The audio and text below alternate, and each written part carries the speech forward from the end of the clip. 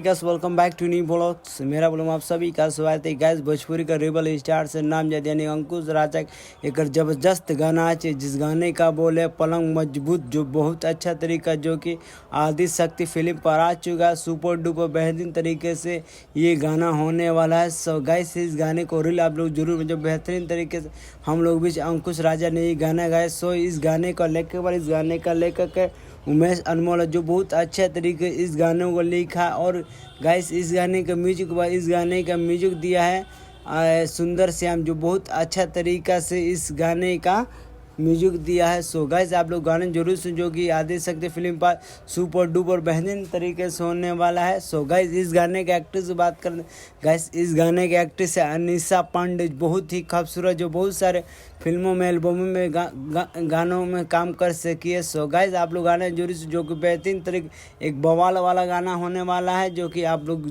जरूर गाना सुने। सो बता दें, अंकुश राजा की भी फिल्म आने वाला है, जो कि छठ पूजा के शुभ अवसर पर जो एक बवाल तरीके से अंकुश राजा दोनों भाई सुपर डुपर बेहतरीन तरीके से लाते हैं। और इनका दशहरा में गाना चला था मेहर बुलाई बरू सुपर डुपर, जो कि गाने ट्रेंड अभी तक कर रहा। आप लोग इस गाने का ज़्यादा प्यार सपोर्ट कर जाए कि अंकुश राजा गाना बेहतरीन तरीके से एक अच्छा गाना है, आप लोग जरूर जाके सुनें।